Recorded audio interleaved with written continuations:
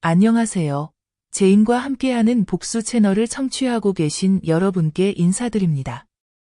제 이름은 혜자이고 올해로 70세가 되었습니다. 70년을 살아오면서 인생의 온갖 우여곡절을 다 겪고 단맛 쓴맛을 모두 맛보았다고 생각했는데 가장 큰 아픔이 바로 매일 품에 안아 키운 내 자식에게서 올 줄은 몰랐습니다. 그날 저는 고열에 시달리고 몸이 지치고 팔다리가 맥이 풀렸습니다. 보건소 의사는 저에게 급히 입원해야 한다고 했습니다.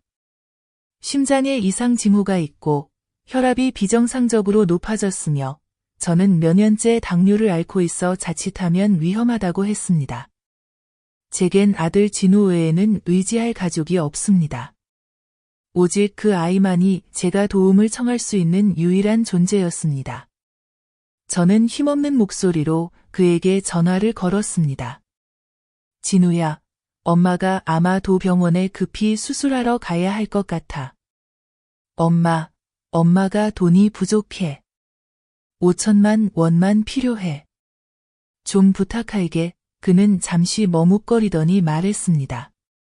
네, 엄마, 아내한테 먼저 물어볼게요.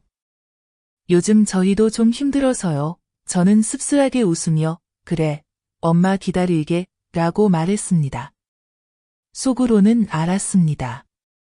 그 아이가 정말 원한다면 돈 문제는 그리 어렵지 않을 텐데 말이죠. 2시간도 채 지나지 않아 다시 전화가 왔습니다. 진우가 아니라 그 번호로 걸려온 전화였지만 전화를 받은 사람은 제 며느리 슬기였습니다. 그녀는 냉정하고 또렷한 목소리로 말했습니다. 혜자 어머님, 죄송하지만 저희는 시어머니를 부양할 의무가 없습니다. 치료는 어머님 일이에요. 저희 사정도 좀 이해해 주세요. 저는 그 자리에서 얼어붙었습니다. 귀가 멍해졌습니다. 화가 나서가 아니라 너무 아파서였습니다. 그 말 한마디가 어떤 병보다 더 저를 죽이는 줄도 모르고 있었습니다. 저는 더 이상 아무 말도 하지 않고 조용히 그래 라고만 한 뒤 전화를 끊었습니다. 그날 저녁 하늘은 이상할 정도로 흐렸고 저는 조용히 몇 벌의 옷을 가방에 챙겨 집 문을 잠그고 터미널로 나가 막차를 타고 고향으로 내려갔습니다. 버스에서 저는 맨 뒷자리 가운데 앉아 창밖으로 부는 차가운 바람을 맞으며 뜨거운 눈물을 흘렸습니다. 아이가 어릴 때 밤마다 열이 나면 저는 곁에서 이마를 닦아주고 약을 먹이고 화장실에 데려다 주었습니다. 대학까지 보내기 위해 시장에서 달걀 한 바구니, 채소 한 단씩 팔았습니다. 아이는 공부를 잘해 대학에 합격했고 엔지니어가 되어 졸업했을 때 저는 기뻐서 울었습니다. 결혼할 때 가진 돈을 다 털어 결혼식을 해주었고 아무것도 바라지 않았습니다. 너희가 행복하면 엄마는 그걸로 충분하다고 말했었습니다. 그런데 이제는 시어머니를 부양할 의무가 없다는 소리를 그 아이가 매일 밤 안아주는 여자 입에서 듣게 되었습니다. 집에 도착하자마자 저는 고열로 쓰러졌고 이웃인 남 아주머니가 저를 보건소에 데려갔습니다. 의사는 다행히 제때 왔기에 뇌졸중을 면했다고 했습니다. 이틀 동안 병원에 있으면서 오직 이웃남 아주머니만이 번갈아가며 죽을 끓여다 주었습니다. 제 아들에게서 전화 한 통 오지 않았습니다. 그날 저녁 저는 종이와 펜을 꺼내 떨리는 손으로 짧게 몇 줄을 썼습니다. 저, 혜자, 70세, 유일한 집을 손자 민준에게 남깁니다. 진우는 이제 내 아들이 아닙니다. 저는 먼 친척인 변호사에게 연락해 서류를 부탁했습니다. 그는 아무 말 없이 조용히 고개를 끄덕였습니다. 밤이 되어 다시 아들에게 전화를 걸었지만 통화 중이었고 다시 걸어도 받지 않았습니다. 저는 문자로 엄마가 더 이상 귀찮게 안 할게.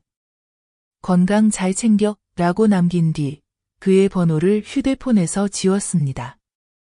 잊으려는 게 아니라 너무 아파서 더는 기억하고 싶지 않았기 때문입니다.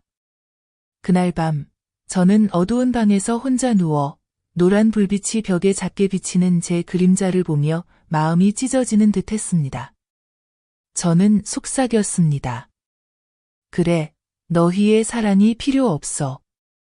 하지만 너희도 알게 될 거야. 엄마도 아플 줄 안다는 걸. 그리고 엄마가 너희에게 상실이 무엇인지 보여줄 거야. 저는 눈을 감았습니다. 잠들기 위해서가 아니라 새로운 인생을 시작하기 위해서였습니다.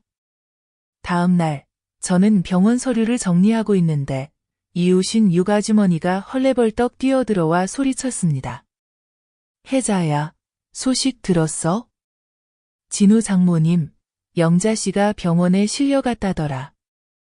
혈압이 떨어져서 밤에 응급실에 갔대. 저는 멍해졌습니다. 장모라니, 그쪽에도 일이 생긴 모양입니다. 저는 아무 말 없이 고개만 끄덕이고 마당을 바라보았습니다. 하지만 손은 처방전을 더 세게 쥐었습니다. 그날 밤, 저는 밤차를 타고 서울로 올라갔습니다. 영자 씨가 걱정돼서가 아니라 그들을 보고 싶어서였습니다. 그들이 제가 홀로 견뎌야 했던 두려움과 마주하는 모습을 보고 싶었습니다. 저는 병실에 들어가지 않고 응급실 문 밖에서 멀리서 지켜봤습니다. 슬기는 플라스틱 의자에 고개를 묻고 비 오듯 울고 있었습니다. 엄마, 나 두고 가지 마세요. 엄마는 내 전부예요. 내가 잘못했어요. 앞으로는 엄마 말 잘 들을게요. 어린 딸처럼 흐느끼고 있었습니다. 진우는 곁에서 아내의 어깨를 감싸 안고 괜찮아. 의사 선생님이 괜찮다고 했잖아. 라고 반복하고 있었습니다. 저는 조용히, 천천히 그들 앞으로 다가갔습니다. 아무도 제가 온 줄 몰랐습니다. 슬기가 가장 먼저 고개를 들었고 얼굴이 핏기 없이 하얘졌습니다. 저는 쟤처럼 메마른 목소리로 물었습니다. 친정엄마는 전부고 시어머니는 뭐니? 아무도 대답하지 않았습니다. 저는 진우를 바라보았습니다. 그는 굳어 있었습니다. 저는 다시 물었습니다. 너는 엄마도 아플 줄 안다는 생각해 본 적 있니? 그는 입술을 꽉 다물고 제 눈을 보지 못했습니다. 저는 더 이상 기다리지 않고 등을 돌려 나왔습니다. 차가운 병원 복도에 서서 저는 휴대폰을 꺼내 강서구에 사는 조카 준서에게 전화를 걸었습니다. 준서야? 엄마 혜자다. 내일 엄마가 올라갈게. 우리 얘기 좀 하자. 엄마가 오래도록 최대한 비밀스럽게 해야 할 일이 있어. 저쪽에서 준서가 웃으며 말했습니다. 네, 엄마 혜자. 맡겨주세요. 저는 전화를 끊고 서울 고속버스 터미널 근처의 작은 방으로 갔습니다. 10평짜리 방, 벽은 누렇게 변색되고 선풍기는 삐걱거리지만 오늘부터는 그곳이 저의 본부입니다. 저는 서류를 책상 위에 펼치고 오래된 수첩을 꺼냈습니다. 그 안에는 예전에 큰 식당에서 보조 주방장으로 일할 때 알았던 사람들의 이름이 적혀 있었습니다. 그 중에는 지금 여성회 간부가 된 미숙 언니도 있었습니다. 저는 전화를 걸었습니다. 미숙 언니? 혜자야, 나야. 연니한테 부탁할 일이 있어. 친자식에게 외면당한 한 엄마의 이야기야. 언니가 한숨 쉬는 소리가 들려. 말해봐. 다음 날, 나는 미숙 언니를 만났어. 우리는 길가의 작은 가게에 앉았지. 나는 한마디도 숨기지 않고 다 털어놨어. 이 일을 여성 모임에 올리고 싶어. 우리 같은 사람들이 더 이상 짐으로 여겨지지 않도록. 나는 지지를 바라는 게 아니야. 그저 진실이 들려지길 원해. 미숙 언니가 내 손을 꼭 잡고 고개를 끄덕였어. 방으로 돌아와서 마지막 남은 땅을 팔고 남은 적금 통장을 열어보니 딱 4,200만 원이 남았어. 나는 전날 통화 녹음을 다시 듣기 시작했어. 준서에게 아들 집 앞에 작은 카메라를 달아달라고 부탁했지. 이번 일을 계기로 그들이 본색을 드러낼 걸 알았거든. 일주일 후 준서가 녹음 파일을 보내왔어. 슬기가 전화기에 대고 소리치고 있었어. 그 늙은 년 그냥 두지 않을 거야? 감히 내 아들을 뺏으려고 해? 나는 웃음이 나왔어. 연기처럼 가벼운 웃음이었지만 속은 이미 불타고 있었지. 그날 밤 나는 유언장 맨 아래에 한 줄을 더 썼어. 어떠한 분쟁이 생기면 결정권은 주 보호자인 나, 혜자, 할머니에게 있다. 종이를 접어 잘 보관했어. 그리고 길게 한숨을 쉬었지. 아직 칼을 빼진 않았지만 칼을 뽑는 중이야. 다음날 새벽, 아직 해도 뜨지 않은 시간에 일어났어. 눈은 다 떠지지 않았지만 손은 혈압약을 찾아 삼켰어. 늙고 약한 몸이 더는 지체를 허락하지 않았지. 오늘이 복수 계획의 첫날이야. 가장 낡은 옷을 입고 쌀모자를 쓰고 걸어서 근처 복사집으로 갔어.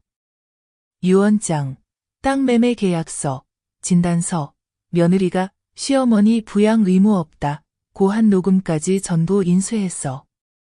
이게 첫 번째 총알들이었지. 점심때 준서 친구인 변호사를 만나기로 했어. 준서가 나를 골목 작은 사무실로 데려갔지. 아무도 이 꼬부랑 할머니가 소송 준비 중일 거라 생각 못할 곳이었어. 유언장 수정하시고 아들 이름 지우실 건가요? 나는 고개를 끄덕였어. 그리고 손자 양육권을 신청하실 건가요? 또 고개를 끄덕였지. 이번엔 변호사 눈을 똑바로 쳐다보며 내가 아무것도 안 하면 그 아이는 엄마가 시할머니 돌보는 걸 의무라 여기는 집에서 자라게 돼. 아빠는 그림자처럼 조용하고 나는 그걸 용납 못해. 젊은 변호사가 고개를 끄덕였어. 이해합니다. 하지만 증거가 필요하고 마음의 준비도 하셔야 해요. 압박이 클 겁니다. 나는 똑바로 쳐다봤지. 나는 전쟁도, 가난도, 병도 겪었어. 가장 큰 압박은 내 자식한테 외면당하는 거야. 내가 아직 살아있는 이상 더는 두려울 게 없어.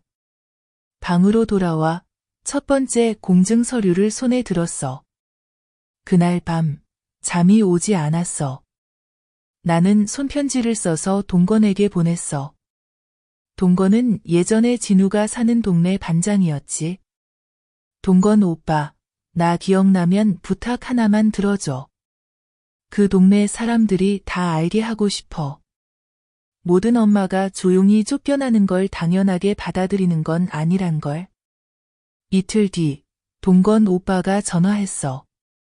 나야, 혜자. 동네 회에 소집할까? 사람들 모여서 내가 얘기하게?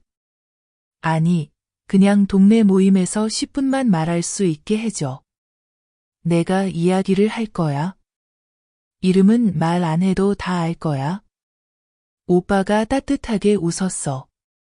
그럼 이번 주 토요일 7시에 하자. 나는 짧은 발표문을 준비해서 방에서 수십 번 연습했어. 반평생을 살았지만 이런 느낌은 처음이었어. 마치 하늘에 걸린 줄 위에 서 있는 사람처럼. 하지만 그 아래는 낭떠러지가 아니라 내 손주였어. 토요일 밤 아파트 단지 모임 공간에 들어섰어.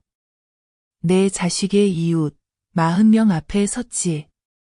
나는 떨리는 목소리로 하지만 또박또박 말했다. 저는 한때 혼자 아이를 키운 엄마입니다. 열이 나던 밤 아이를 품에 안았고 아이 책값을 위해 굶은 적도 있습니다.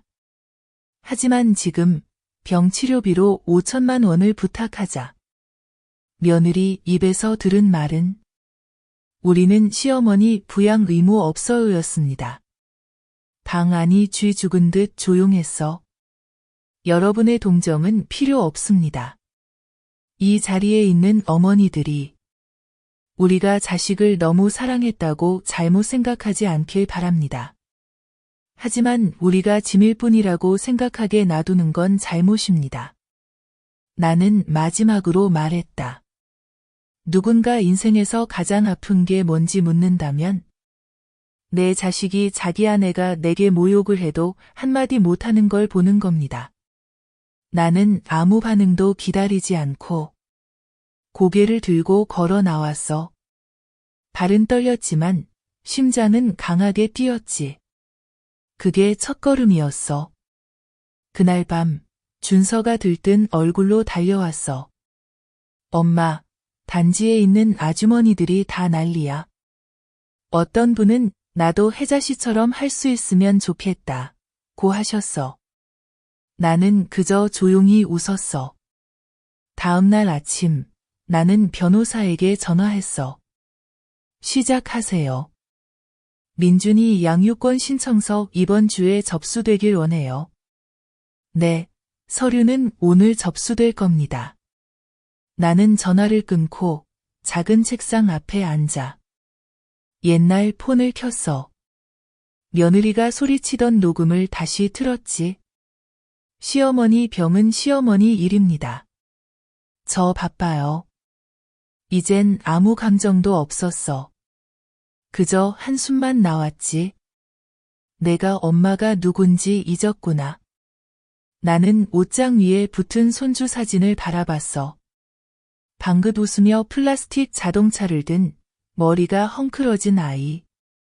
나는 사진을 부드럽게 쓸었어. 할머니가 약속할게. 아무도 널 할머니에게서 뺏을 수 없어. 사흘 뒤, 진우가 전화했어. 얼마 만에 처음으로 먼저 전화한 거였어. 엄마, 엄마 건강 괜찮으세요? 목소리가 쉰 듯 숨소리까지 들렸어. 나는 잠시 침묵하다 답했어. 엄마 아직 살아있다. 그가 한숨 쉬었어. 엄마가 화난 거 알아요. 근데 이렇게 하시면 안 돼요. 유언장, 손주 양육권 문제. 엄마가 이러면 우리 가족 다 망가져요. 나는 쓴웃음을 지었지. 가족? 이제야 엄마가 내 엄마인 게 생각났냐? 엄마, 죄송해요. 그럼 엄마 말 좀 들어봐라. 나는 걔를 우리 아파트 근처 단골 찻집에서 만나기로 했다. 작은 카페로 두 휴대폰 가게 사이에 끼어 있는 곳. 예전에 걔가 시험에서 만점을 받을 때마다 내가 데리고 가서 아이스크림을 사주던 곳이다. 이번에는 걔 혼자 왔다. 슬기는 없었다. 나는 미리 와서 기다리고 있었고 걔 앞에 두 가지를 내놓았다. 새 유언장 사본 한 부와 손자의 혈액, DNA가 내 친손자임을 증명하는 서류 한 뭉치. 걔는 아무 말 없이 자리에 앉았다. 나는 걔의 눈을 똑바로 바라보며 한 글자 한 글자 칼처럼 말했다. 엄마는 이제 너를 자식으로 여기지 않는다. 엄마는 사과가 필요 없다. 엄마는 정의가 필요하다. 엄마, 제발 이러지 마세요. 너 기억나니? 내가 열이 나서 경련을 일으켰을 때 엄마가 비를 맞으며 거의 3km를 뛰어서 너를 병원에 데려갔던 거? 엄마가 널 죽음의 문턱에서 데려왔고 지금은 엄마가 아플 때, 엄마가 내가 쓰는 휴대폰 값만도 못한 돈을 부탁했을 때 내가 엄마를 외면했지. 걔는 고개를 숙이고 떨고 있었다. 나는 유언장을 걔 쪽으로 밀었다. 엄마는 시골집을 손자에게 남긴다. 너한테는 아니다. 엄마는 이제 너를 믿지 않는다. 그리고 그 아이가 엄마의 마지막 희망이다. 바로 그때 슬기가 어디선가 뛰어들어왔다. 얼굴이 굳어서 탁자 위에 있던 종이를 낚아챘다. 이게 뭐예요? 지금 뭐 하시는 거예요? 이게 불법인 거 아세요? 나는 일어나서 차가운 눈빛으로 말했다. 찢어봐라. 이건 사본이고 원본은 변호사 금고에 있다. 미쳤구나. 애만 데려가면 끝날 거라 생각해? 나는 뺨을 때렸다. 불이 번쩍이는 듯한 따귀였다. 찻집이 순식간에 조용해졌다. 손님들이 놀라서 돌아봤고 누군가는 휴대폰을 꺼내 촬영했다. 나는 신경 쓰지 않았다. 나는 걔의 눈을 똑바로 바라봤다. 넌 날 무시했고 내 아들을 속였고 날 쓰레기 취급했다. 오늘 내가 너한테 한 가지 가르쳐 줄게. 불효하는 자는 하늘도 용서치 않는다. 슬기는 눈이 동그래져서 뒤로 물러났고 어쩔 줄 몰라 했다. 나는 진우를 바라봤다. 이제부터 엄마는 내 엄마가 아니다. 하지만 내가 양심이 조금이라도 남아있다면 기억해라. 자식을 낳았다고 모두가 자식이 자라는 걸 볼 수 있는 건 아니다. 엄마는 살아남았지만 이제는 내가 그럴 자격이 있는지 모르겠다. 나는 자리에서 일어나 찻집을 나왔다. 몇몇 손님들이 내 뒷담화를 속삭였다. 저런 엄마라면 나도 존경하겠다. 저 자식 진짜 불효자네. 나는 뒤돌아보지 않았다. 하숙집에 도착해서 TV를 켰더니 방금 막 인터넷에 올라온 영상이 보였다. 노파가 며느리를 찻집에서 때리는 장면. 대사가 또렷했다. 불효하는 자는 하늘도 용서치 않는다. 2시간도 안 돼서 공유만 4,000회. 댓글이 폭발했다. 할머니 멋지다. 며느리 너무 싸가지 없다. 맞아도 싸다. 혜자 할머니 사진 집에 걸고 싶다. 나는 화면을 보며 반쯤 웃고 반쯤 울었다. 수십 년을 살면서 이제야 사람들이 내 말을 들어주는구나. 그 한 번의 따귀 때문에. 그날 밤 나는 불을 끄고 창가에 앉았다. 밖에서는 자동차 불빛이 벽을 스쳐 하얀 줄로 번졌다. 나는 휴대폰을 켜서 자로에 들어가 보니 낯선 사람에게서 메시지가 와 있었다. 이모, 영상 봤어요. 저도 울었어요. 저희가 찾아가도 될까요? 나는 답장했다. 돼, 하지만 동정은 필요 없어. 그저 들어주면 돼. 10분 뒤 비슷한 메시지가 10개 넘게 왔다. 어떤 이는 아이 사진까지 보내며 말했다. 아이에게 영상 보여주고 할머니를 소중히 여기라고 가르쳤어요. 나는 전화를 닫고 벽에 기대 앉았다. 첫걸음은 끝났다. 이제 엄마가 돌아올 시간이다. 엄마로서가 아니라 존중받을 자격이 있는 여성으로서. 3일도 안 돼. 내 딸이 영상이 폭풍처럼 퍼졌다. 사람들은 나를 국민 할머니, 최고의 시어머니, 노년의 자존심 아이콘이라고 불렀다. 나는 유명해지는 게 익숙하지 않았다. 하지만 처음으로 더 이상 내가 투명인간처럼 느껴지지 않았다. 그날 아침 하숙집 마당을 쓸고 있는데 한 젊은 여자가 찾아왔다.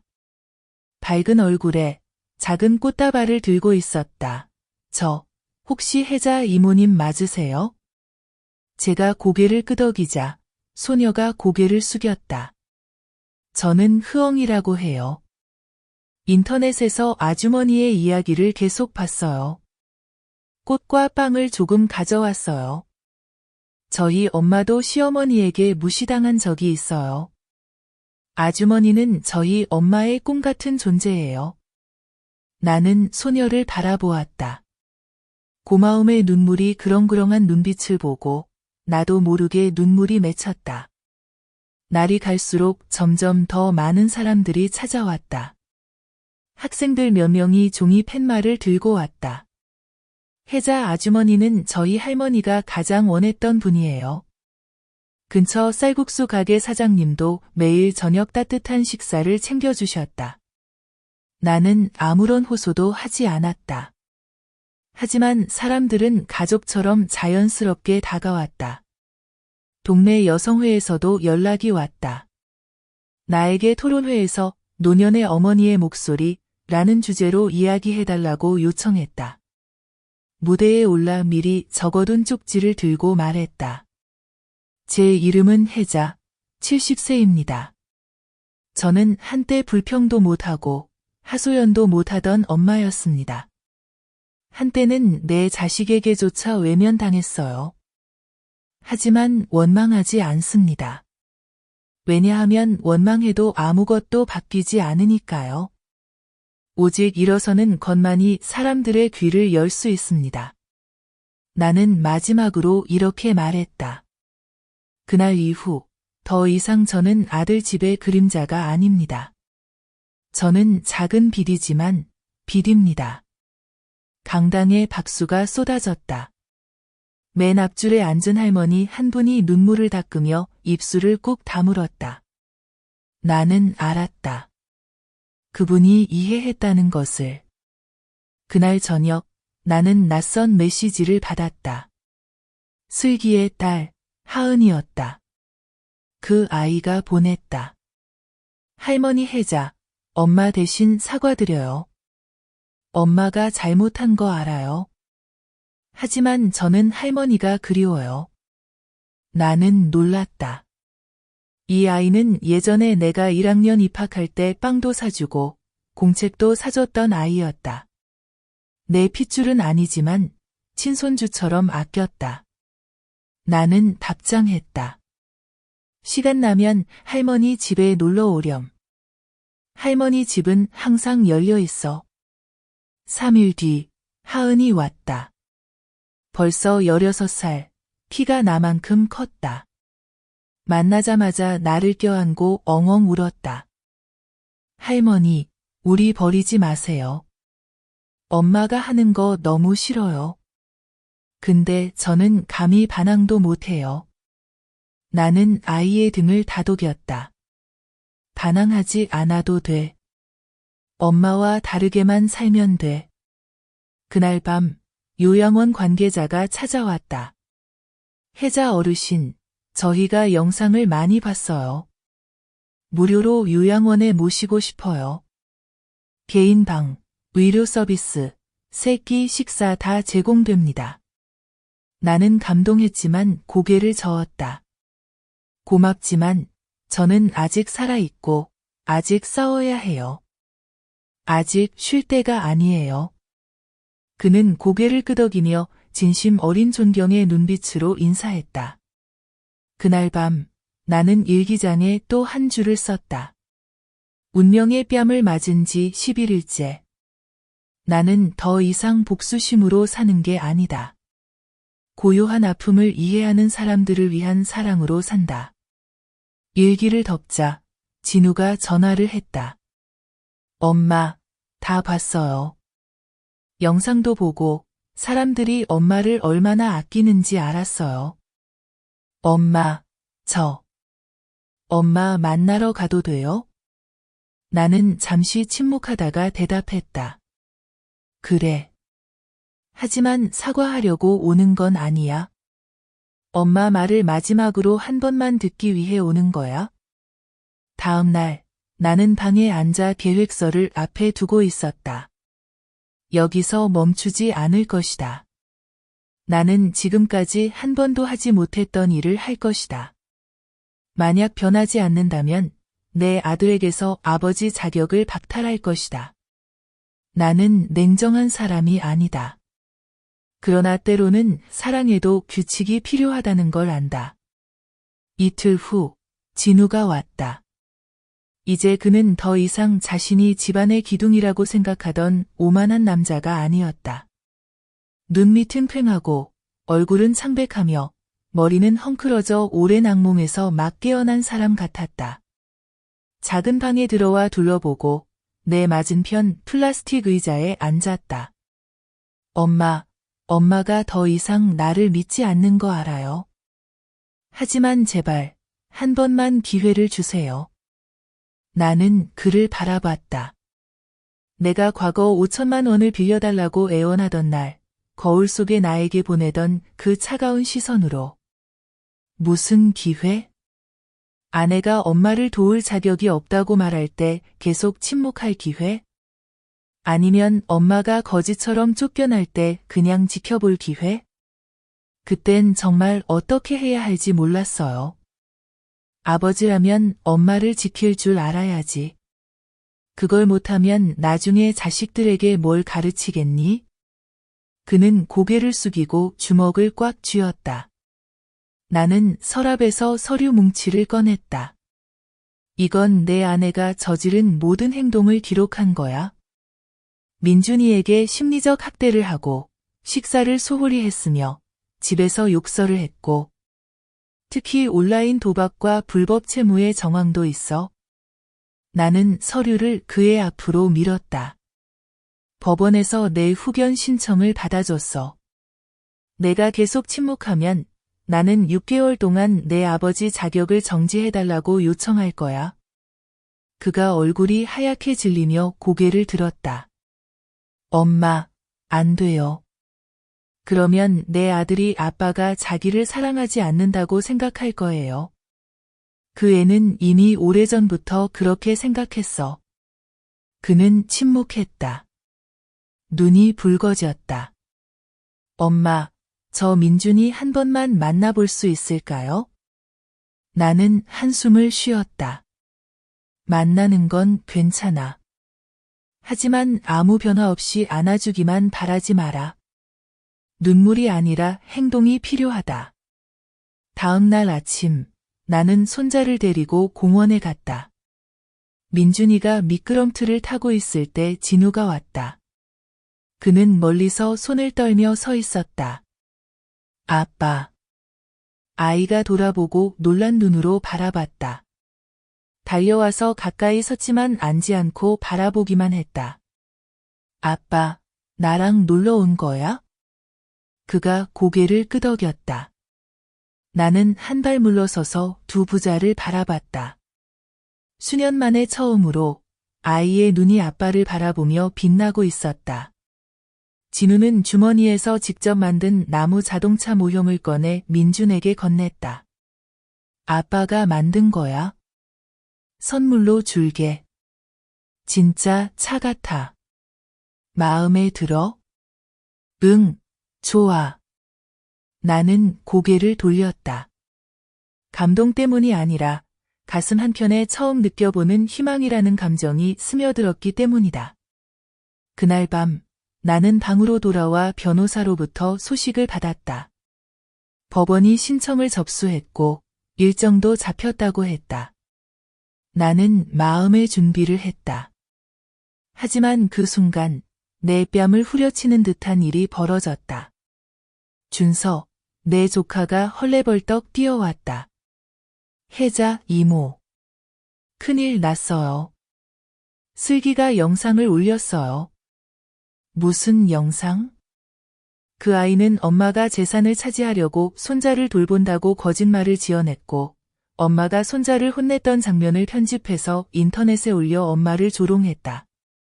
나는 준서의 휴대폰을 들고 영상을 봤다. 그 영상에는 엄마가 큰 소리로 말하는 장면이 연출되어 있었고 자막에는 독단적인 시어머니, 집이 아까워 손자를 빼앗으려는 사람, 사랑은 전혀 없다. 그 따귀는 빼앗기 위한 것이지 사랑해서가 아니다. 라고 쓰여 있었다.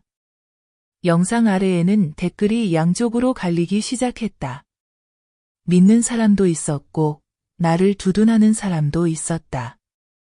하지만 불길은 이미 번지기 시작했다. 나는 자리에 앉아 손이 떨렸다. 그 따귀 이후 처음으로 다리가 후들거렸다. 준서가 말했다. 엄마, 내가 알아볼게. 내 친구 중에 IT 하는 애가 있는데 영상의 원본을 조사해서 편집 사실을 밝혀낼 수 있을 거야. 나는 고개를 끄덕였다. 하지만 그날 밤 나는 너무 지쳐서 죽 한 그릇도 넘기지 못했다. 누워서 쉬어야 했다. 피로가 가슴을 짓누르는 것 같았다. 숨소리가 무겁고 뒷목의 통증이 관자놀이까지 울렸다. 민준이는 내가 힘든 걸 보고 이마를 닦아주며 속삭였다. 할머니, 저 버리지 마세요. 나는 아이의 손을 잡았다. 할머니는 아직 끝난 게 아니야. 너를 지켜야 해. 그날 밤 나는 몰래 일기장에 한 줄을 썼다. 만약 지금 엄마가 쓰러지면 저 아이는 다시 그 조용한 집에 갇히게 될 거야. 엄마는 아이가 자기처럼 살게 둘 수 없어. 다음 날 아침, 나는 은은한 두통과 함께 일어났지만 마음은 차분해져 있었다. 더 이상 슬기에 조작 영상에 떨지 않았다. 나는 이미 그 아이에게 말로 따귀를 맞았고, 이제는 온 세상 앞에서 한 번 더 맞으려는 것뿐이었다. 나는 그 아이가 멈추지 않으리란 걸 알았다. 그래서 내가 먼저 움직여야 했다. 나는 준서에게 말했다. 엄마가 쓸 손편지 하나 준비해줘. 그 집 문 앞에 두고 올 거야. 뭐라고 쓰고 싶어? 엄마가 때린 따귀 하나마다 익힌 10년의 희생이 담겨 있다는 걸 알게 해줘. 엄마는 설명할 필요 없어. 그저 엄마가 아직 정신이 멀쩡하다는 걸 보여주고 싶어. 미친 게 아니란 걸. 준서가 고개를 끄덕였다.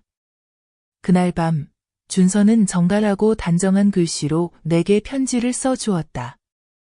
나는 마지막에 몇 줄을 더했다. 한 엄마의 아픔은 도움을 거절당해서가 아니라 자식이 엄마가 모욕당하는 걸 보고도 침묵할 때 생긴다. 엄마가 낳은 자식은 그날 죽었다. 이제 엄마는 저 아이만이 살아갈 이유다. 나는 편지를 봉투에 넣어 다음 날 이른 아침 그 집 문 앞에 두고 왔다. 반응을 기다리지 않았다. 답을 바랄 필요도 없었다. 그날 오후 나는 조용히 초등학교 정문으로 가서 민준이가 하교하기를 기다렸다. 멀리서 나무 뒤에 숨어 서 있었다. 멀리서 아이가 힘없이 걸어 나오는 게 보였다. 손에 가방을 들고 비틀거리며 눈에 띄게 여의어 있었다. 아무도 마중 나오지 않았다. 15분을 더 기다려도 아무도 오지 않았다. 나는 뛰어가서 민준아, 할머니야. 아이가 고개를 들고 반짝이는 눈으로 할머니. 달려와서 나를 꼭 안았다. 아이 머리카락에서 좋은 냄새가 났고 작은 두 팔로 숨이 막힐 듯 안아주었다. 왜 아무도 마중 안 나왔어? 아빠는 일 때문에 못 오고 엄마는 스파 갔어요. 어제도 그랬고요.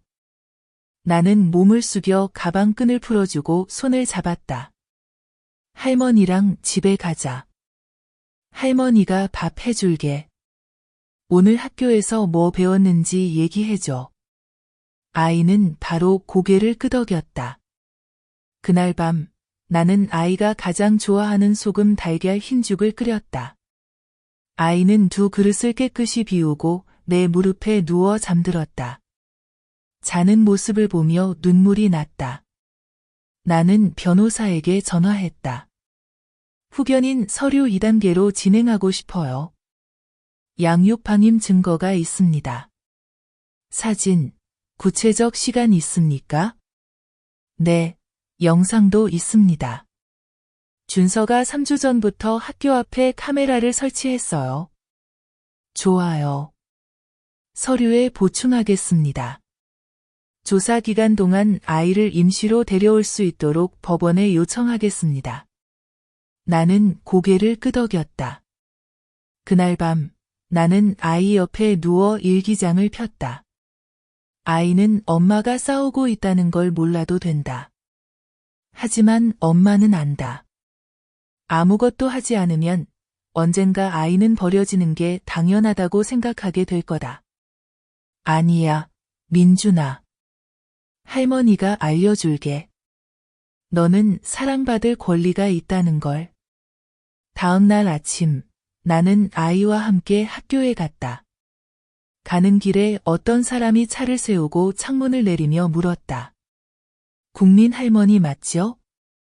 손주 맞아요? 나는 그저 미소 짓고 고개를 끄덕였다. 나는 명칭이 필요 없다. 그저 내 옆에 작은 손만 있으면 된다. 그날 인터넷 기사에서 또 다른 이야기가 퍼지기 시작했다. 혜자 할머니, 화제의 인물, 손자 후견인 신청. 진짜 이유는? 나는 여론이 또 갈릴 걸 알았다. 하지만 이번엔 준비가 되어 있었다. 더 이상 군중이 두렵지 않았다.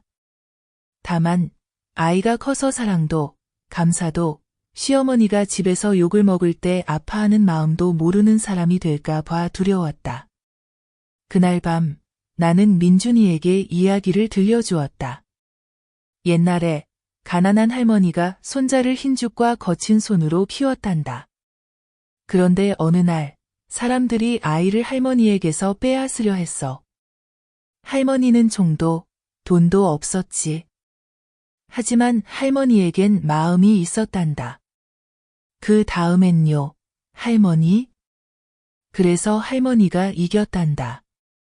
누가 도와줘서가 아니라 할머니가 절대 손을 놓지 않았기 때문이지. 아이가 웃으며 박수를 쳤다. 나는 아이를 바라보았다. 할머니가 그 할머니야? 나는 아이의 머리를 쓰다듬으며 조용히 속삭였다. 응, 그리고 아직 끝나지 않았단다.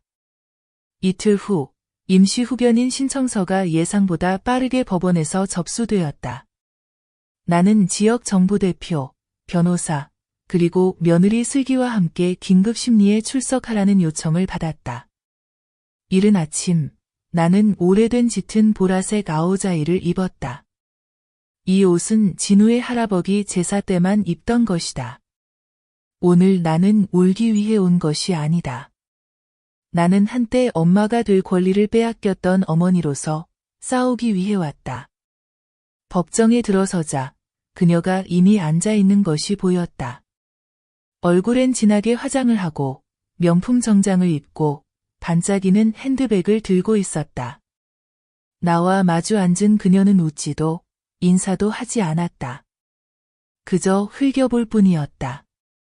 재판부는 사건 서류를 공개하며 심리를 시작했다. 손자의 방임 의혹으로 인한 긴급 후견인 신청, 여러 차례 학교 후 데리러 오지 않음. 내 변호사는 증거를 제출했다.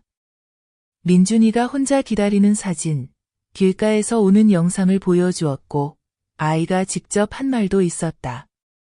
나는 여기서 계속 기다렸어요. 아무도 데리러 오지 않았어요. 법정은 조용했다. 나는 고개를 들고 침착하게 말했다. 저는 누구에게 복수하려고 손자를 데려가려는 것이 아닙니다. 저는 단지 한 아이가 자신이 버려진 짐처럼 느끼며 자라지 않기를 바랄 뿐입니다. 법원은 슬기에게 해명을 요구했다. 그녀는 울기 시작했다.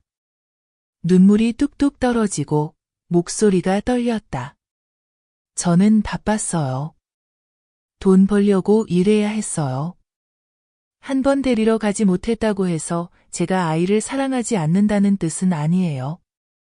내 변호사는 즉시 반박했다. 이 일은 한 번이 아니라 3주 연속 반복되었습니다. 그리고 여기 시어머니와의 통화에서 분명히 말한 영상이 있습니다. 저는 애들 일에 신경 쓸 시간이 없어요. 나는 자리에서 일어나 그녀를 똑바로 바라보았다. 당신은 시어머니를 부양할 의무가 없다고 말한 적이 있죠. 그런데 왜 남편의 자녀를 키울 권리는 있다고 생각하나요? 유리한 부분만 선택하고 의무는 피하나요? 법원은 질서를 유지하라고 요구했다. 하지만 나는 이미 전곡을 찔렀음을 알았다. 재판장은 판결을 내렸다.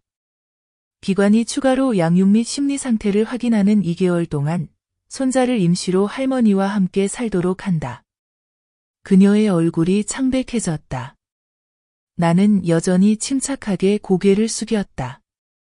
감사합니다, 재판장님. 법원을 나서자 준서가 달려와 나를 안았다. 엄마 해자. 엄마가 해냈어요. 첫 승리예요. 나는 웃었지만 마음은 결코 가볍지 않았다. 이것이 임시적일 뿐임을 알고 있었다. 아직 아이는 완전히 내 것이 아니었다. 나는 급히 준비해야 했다. 거주지, 생활, 그리고 아이의 학업까지. 그날 저녁, 나는 초등학교 교사가 된 옛 친구 삼언니 집에 갔다.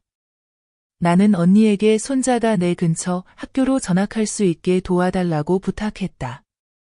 도와줄 수 있어? 우리 학교에 3학년 반이 있고 선생님도 좋고 학생도 많지 않아. 근데 정말 오래 머물 생각이야? 아직 잘 몰라. 하지만 한 가지는 확실해. 아이는 절대 예전 집으로 돌아가선 안 돼. 그곳에서 엄마는 아이를 자신의 가상삶에 방해되는 존재로 여겼으니까. 사흘 후 전학 허가가 났다. 나는 변호사에게 알리고 서류를 준비했다. 또 아이에게 새 책가방과 새 책, 깔끔한 교복 한 벌을 사주었다. 내가 그것을 건네자 아이는 나를 꼭 안았다. 할머니, 나 엄마랑 살고 싶지 않아요.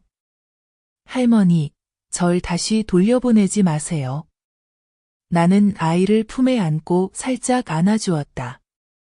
할머니는 이제 아무도 너를 빼앗아 가지 못하게 할 거야.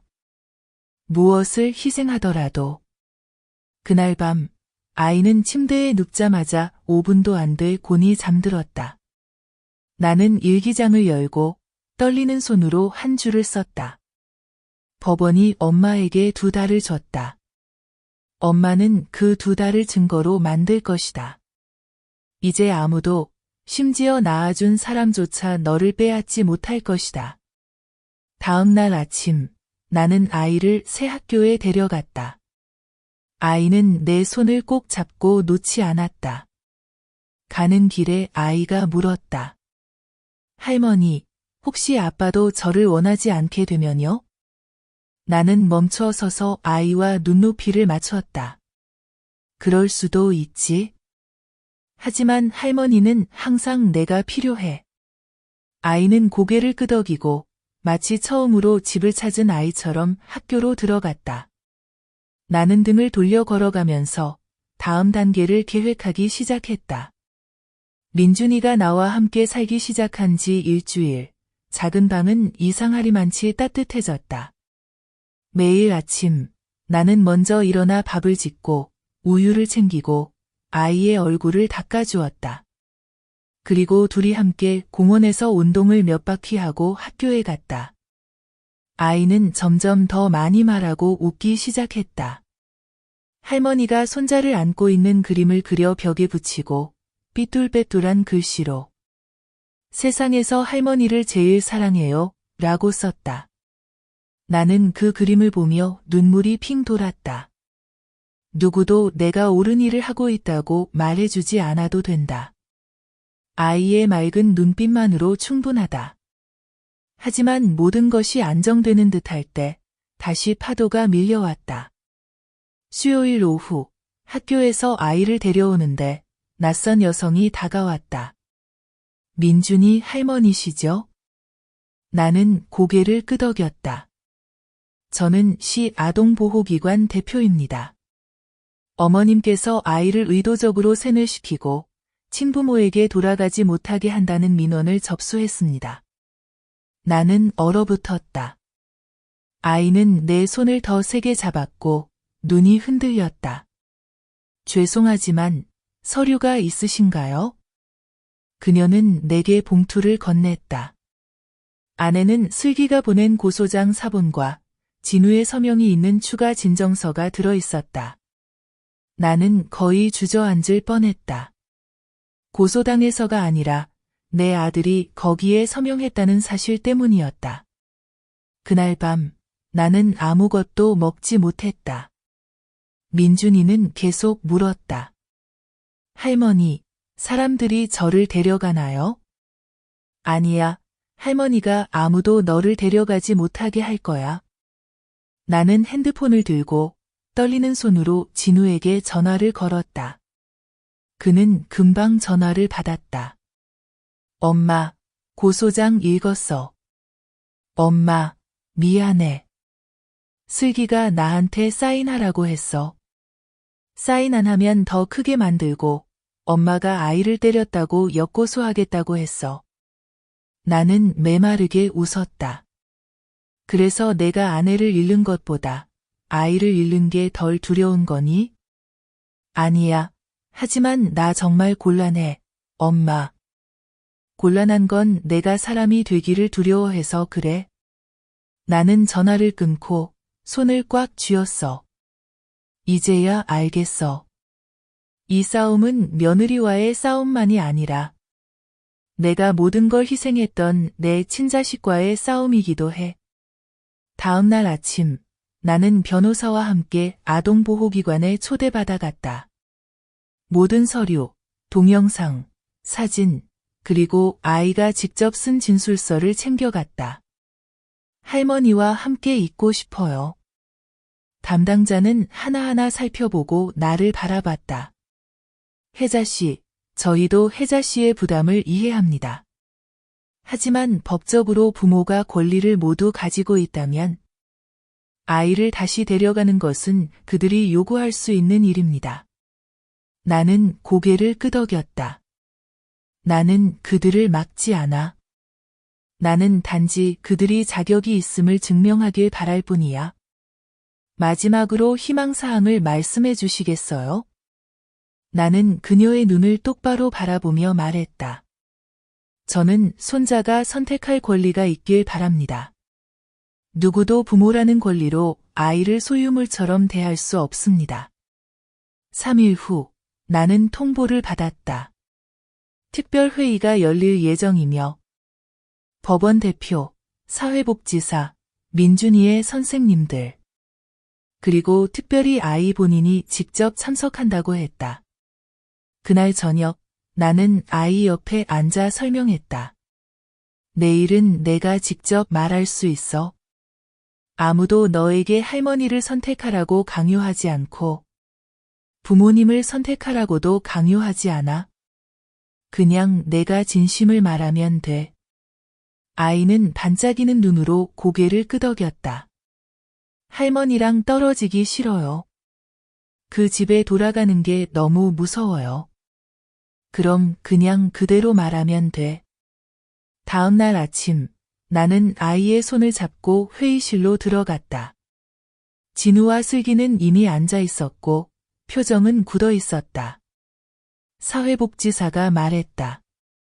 오늘은 민준이의 이야기를 듣고 싶습니다. 할머니와 함께 지내는 동안의 느낌. 그리고 친부모와 다시 살게 된다면 어떤 생각이 드는지 말해줄 수 있니? 아이는 떨리는 손으로 일어섰지만 목소리는 또렷했다. 할머니와 있으면 밥도 먹고 안아주시는 분도 있고 제 말을 들어주시는 분도 있어요. 부모님 집에서는 혼자 있고 혼나고 잊혀져요. 부모님과 다시 살고 싶니? 아이는 고개를 세차게 저었다. 싫어요. 나는 슬기를 바라봤다. 그녀의 얼굴은 창백했고 진우는 고개를 숙이고 눈물을 흘렸다. 사회복지사는 고개를 끄덕이며 기록했다. 나는 알았다. 전환점이 왔다는 것을. 회의가 끝난 후 나는 따로 옆방으로 불려갔다. 40이 넘은 듯한 인상은 온화하지만 날카로운 눈빛의 여성 사회복지사가 나를 앉히고 물을 따라주었다. 혜자 씨, 간단히 알려드리겠습니다. 오늘 회의 결과를 바탕으로 저희는 법원의 혜자 씨의 임시 후견인 권한을 3개월 더 연장할 것을 제안할 예정입니다. 민준이의 상황을 좀 더 지켜볼 생각입니다. 나는 안도의 한숨을 쉬고 고개를 끄덕였다. 영원히 바라는 건 아니에요. 시간이 더 필요할 뿐입니다. 아이가 진짜 집이 뭔지 알 수 있도록. 그녀는 나를 바라보며 천천히 말했다. 사실 이렇게 멀리까지 올 수 있는 강인한 어르신은 많지 않아요. 혜자 씨는 단순한 할머니가 아니라 아이의 마지막 보루입니다. 나는 미소만 짓고 주머니에서 수첩을 꺼내 보여주었다. 이걸 보세요. 거기엔 매일의 기록이 있었다. 언제 학교에 갔는지, 무엇을 먹었는지, 어떤 즐거운 일이 있었는지, 무엇을 두려워했는지, 사진, 상장, 그리고 아이가 쓴 내가 가장 사랑하는 사람, 할머니라는 글도 있었다. 그녀는 그것을 보고 눈시울을 붉혔다. 이게 바로 제가 보고서에 필요했던 겁니다. 그날 오후, 나는 아이를 데리고 공원에 갔다. 아이를 다른 아이들과 축구하게 두고 나는 벤치에 앉아 점심에 받은 아들의 손편지를 꺼냈다. 진우가 썼다. 엄마, 내가 잘못했어. 엄마가 용서해줄 이유가 없다는 걸 알아. 하지만 만약 내가 변한다면 내 아들을 다시 한번 볼 수 있는 기회를 주세요. 나는 몇 번이고 반복해서 읽었다. 울어야 할지, 화를 내야 할지 몰랐다. 나는 아래에 몇 자 적었다. 아들을 보고 싶으면 내 피가 헛되이 흘렀다고 느끼지 않게 해라. 그날 밤 나는 아이를 재우고 휴대폰을 켰다. 오늘 법원에서의 영상이 누군가에 의해 유출되어 이미 200만 뷰 가까이 조회되었다. 사람들은 끊임없이 이야기했다. 아이의 대답에 울었어요. 사랑이 있는 곳을 선택한다는 아이. 권력이 있는 곳을 선택하지 않는다. 이 할머니, 교육부 장관 해야 한다. 나는 명성엔 관심 없었다. 하지만 내 목소리가 필요한 곳, 나처럼 벼랑 끝에 몰렸던 늙은 어머니들에게 닿고 있음을 알았다. 그때 낯선 번호로 전화가 왔다. 혜자 씨 맞으시죠? 저는 전국 아동권리보호단체의 대표 뚜원입니다.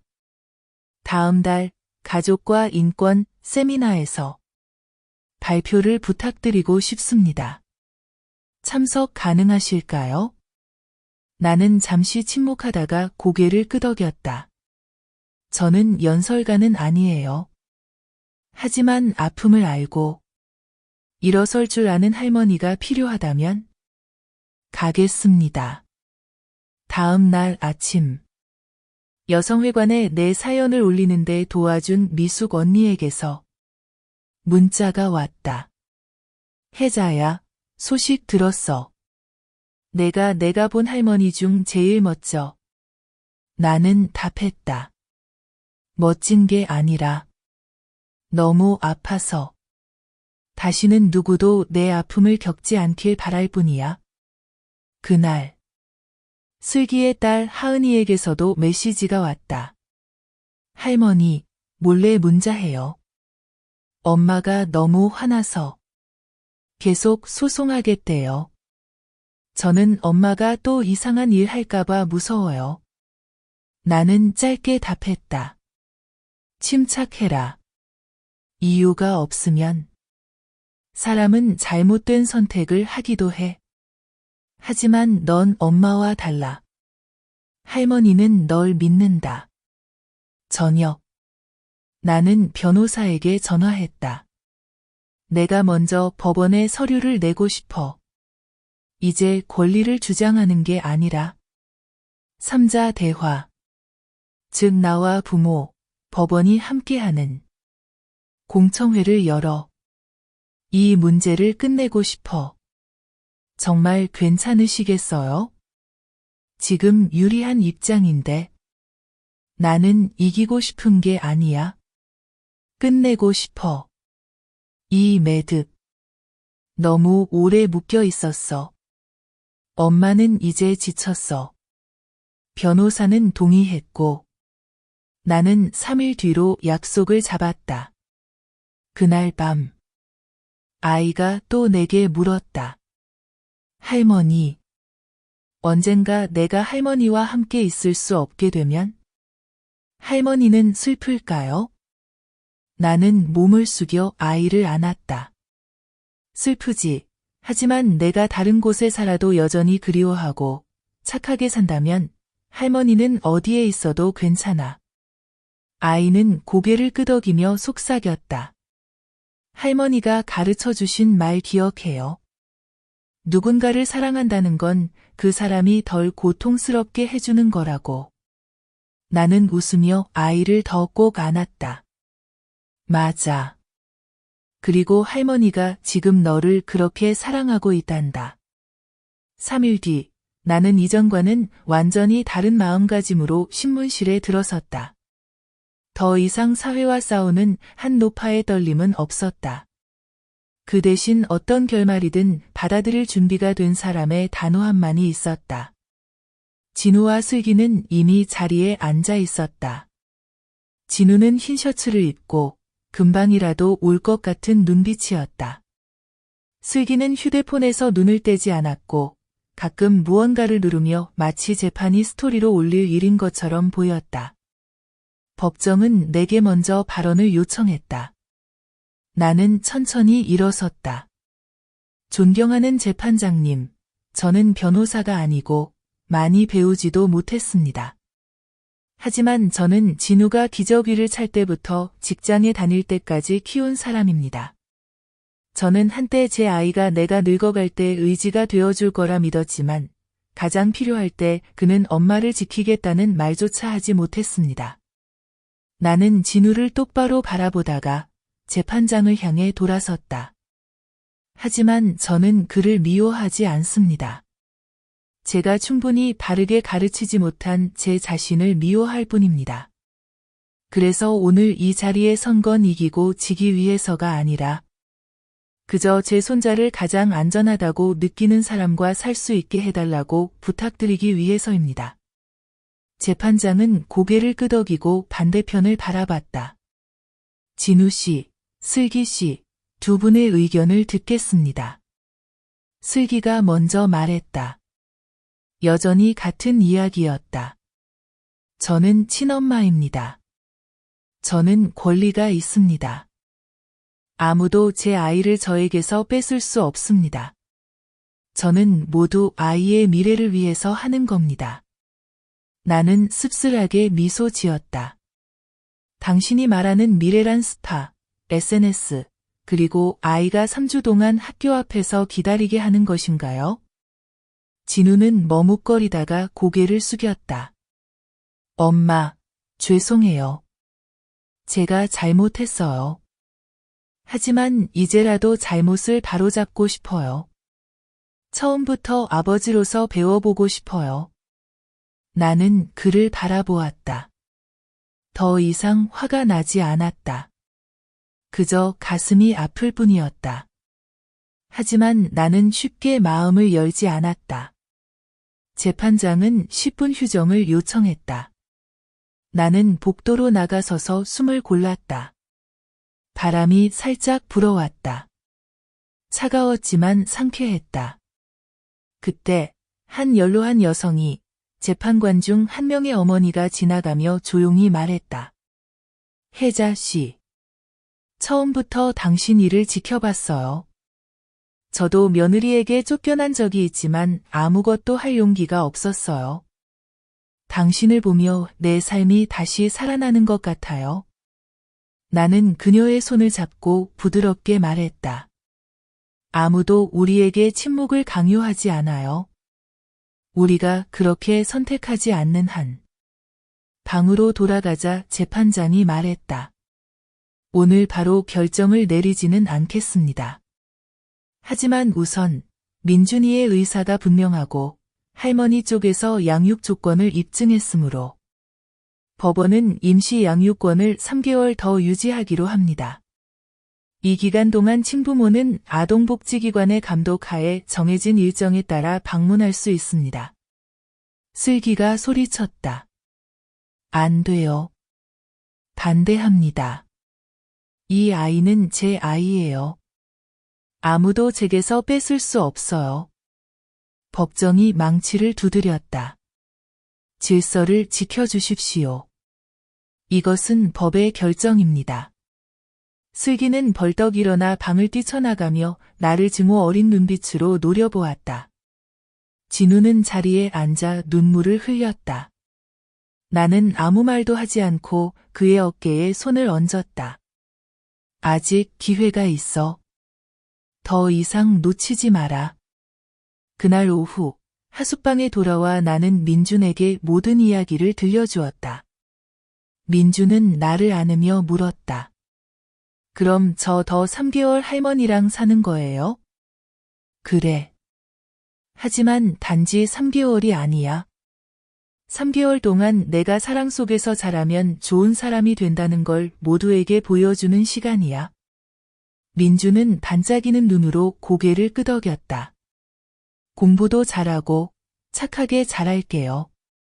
할머니가 더 이상 욕먹지 않게. 그날 밤 나는 집 앞 툇마루에 앉아 일기를 폈다. 3개월 더. 엄마는 힘들지 않아. 엄마는 다시 살아난 기분이야. 이 아이는 내 인생의 마지막 햇살이고 끝까지 싸워야 할 유일한 이유야. 그리고 수개월 만에 처음으로 나는 푹 잠들었다. 꿈도 꾸지 않고 한밤중에 놀라 깨어나지도 않았다. 옆에서 고르게 숨쉬는 아이 소리와 마음이 나뭇잎처럼 가볍게 내려앉는 소리만 있었다. 다음 3개월은 매일 어제보다 더 빨리 결승선에 도달하려 애쓰는 달리기 같았다. 나는 민준이를 위해 매일 시간표를 짜기 시작했다. 아침엔 학교, 오후엔 복습, 저녁엔 책 읽기, 주말엔 자기 방어를 위해 운동을 배우게 했다. 나는 그를 아이로 키우지 않았다. 인생을 맞설 준비가 필요한 어린 남자로 키웠다. 매일 밤 나는 민준에게 이야기를 들려주었다. 동화가 아니라 그의 엄마, 외할머니, 그리고 내 이야기. 참고 견디다 결국 일어선 여성들의 이야기였다. 민준이 물었다. 할머니, 그 사람들은 이겼어요? 나는 웃었다. 언제나 이기는 사람은 없어. 하지만 일어서는 사람은 영원히 지는 사람도 아니란다. 모든 게 괜찮아지는 듯했으나 최종 양육권 판결 한 달 전 나는 청천벽력 같은 소식을 들었다. 옆방에 사는 수진 씨가 헐레벌떡 뛰어왔다. 혜자 언니, 인터넷 봤어요? 누가 민준이가 할머니에게 억지로 남겨졌다며 우는 영상을 올렸어요. 나는 얼굴이 하얗게 질려서 휴대폰을 켰다. 클립은 정말 있었다. 하지만 오래된 영상의 일부가 잘라 붙여진 것이었다. 그 안에서 아이는 울면서 말했다. 집에 가고 싶어. 하지만 그 뒤에 할머니랑 이라고 말하는 부분은 잘려 있었다. 나는 숨이 가빠지고 온몸이 떨렸다. 준서에게 전화했다. 클립 출처 좀 확인해줘. 급해. 15분 뒤 준서가 답했다. 클립은 슬기 동생의 부계정에서 시작됐어. 나는 고개를 끄덕였다. 나는 그 애가 쉽게 포기하지 않을 걸 알았다. 하지만 자기 친자식 영상을 조작해서 거짓말까지 할 줄은 몰랐다. 이제 정말 잃을 게 없어진 거다. 나는 즉시 변호사와 보호센터에 알렸다. 그날 오후 아동보호기관 대표가 직접 민준이를 따로 인터뷰하러 원룸에 왔다. 나는 자리에 없었다. 거의 1시간 뒤 그들이 나왔다. 담당자가 나에게 미소 지으며 말했다. 아이 참 단단해요. 자기가 뭘 원하는지 잘 알아요. 저희에게 이렇게 말했어요. 제가 울면서 찍힌 영상은 엄마가 시켜서 하기 싫은 말을 할 때 찍힌 거예요. 나는 그녀의 손을 꼭 잡고 말문이 막혀 고마움을 전했다. 하지만 그날 밤 나는 잠들지 못했다. 나는 지는 게 두렵지 않았다. 나는 아이가 증오로 더럽혀질까 봐 두려웠다. 나는 아이가 자라서 놀던 기억이 아니라 어른들의 싸움에 휘말린 기억만 남을까 봐 두려웠다. 다음 날 아침, 나는 한 번도 생각지 못한 일을 하기로 결심했다. 직접 법적 긴장 완화 요청서를 써서 재판부에 친권 분쟁에서 양육 조정으로 사건을 전환해달라고 요청했다. 나는 서류를 제출하고 법원 입구 돌벤치에 혼자 오랫동안 앉아 있었다. 한 청년이 지나가며 조용히 물었다. 혹시 혜자 씨 아니세요? 며느리 때린 그분? 나는 고개를 끄덕였다. 그때는 무서운 분인 줄 알았어요. 지금은 알겠어요. 그렇게 강해야 사랑하는 사람을 지킬 수 있구나. 나는 미소 지으며 말했다. 누구도 강해지고 싶지 않아. 하지만 너무 약하면 다 잃게 돼. 그날 오후, 뜻밖의 진우가 찾아왔다. 그는 원룸문 앞에 서서 들어올 엄두를 내지 못했다. 엄마, 나 아이 좀 볼 수 있을까? 빼앗으려는 거 아니에요. 한마디만 하고 싶어서요.